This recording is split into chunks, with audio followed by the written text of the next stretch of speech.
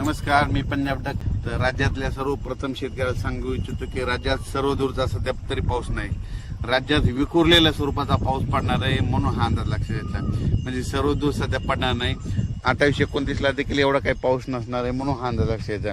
आणि त्याच्यानंतर 29 आणि 30 जूनच्या दरम्यान राज्यामध्ये म्हणजे सांगायचं झालं तर सोलापूर जिल्हा, लातूर जिल्हा, धाराशिव, बीड या भागामध्ये तिकडल्या भागामध्ये 29-30 तारखेला 29-30 जूनला पाऊस पडणार आहे म्हणून हा अंदाज लक्षात येतो. ते पण विखुरलेल्या स्वरूपात राहणार आहे, भाग बदलत राहणार आहे म्हणून हा अंदाज लक्षात येतं. सर्वदूर काही पडणार नाही म्हणून हे लक्षात येतं. पण राज्यात मात्र सध्या तरी असा विखुरलेल्या स्वरूपातच पाऊस पडणार आहे. आणि ते कोकणपट्टीचा मात्र ते पाऊस म्हणजे ते कोकणपट्टीचा आणि तसाच इकडं नाशिकडला ते पाऊस तसं चालूच राहणार म्हणून हे लक्षात घ्यायचं.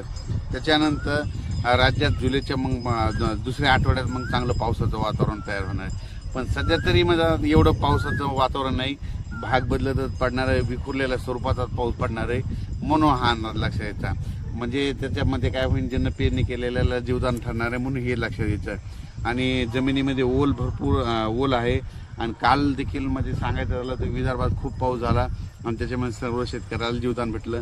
तसाच आता ह्या 2-4 दिवस म्हणजे 29-30 तारखेला देखील असाच विखुरलेल्या स्वरूपाचा पाऊस पडणार आहे म्हणून हे लक्षात येतं. तर 29 आणि 30 तारखेचा पाऊस तुम्हाला सांगतो इच्छितो. सोलापूर जिल्ह्यामध्ये पंढरपूरकडे देखील असणार आहे म्हणून हे त्यांनी देखील लक्षात यायचं. लातूर जिल्ह्यात देखील पडणार आहे, धाराशिवकडे असणार आहे, नगर जिल्ह्यात काय राहणार, कडा आष्टी बीडकडं म्हणजे कडा आष्टी पाटोदा तिकडल्या भागात देखील पडणार आहे. त्या शेतकऱ्याचे मला बरेच फोन आले. तर आमचं सोयाबीन निघालं, कापसं निघालेत आणि पावसाची नितांत गरज आहे. तर त्यांना सांगू इच्छितो की तुम्हाला 29, 30 आणि 1 तारखेच्या दरम्यान तुमच्या कडा आष्टी बीडकडे देखील पाऊस पडणार म्हणून हे लक्षात यायचं.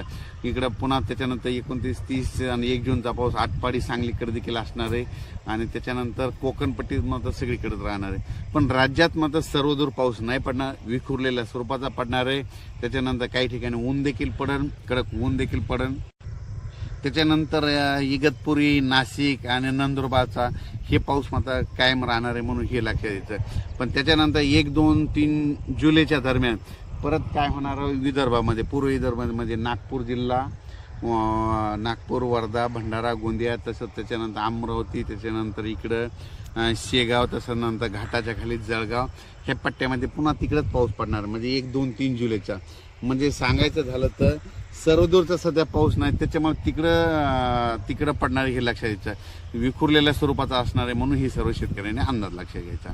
अचानक वातावरण बदल झाला, पुन्हा उद्याच्याला एक मेसेज दिला जाईल. धन्यवाद.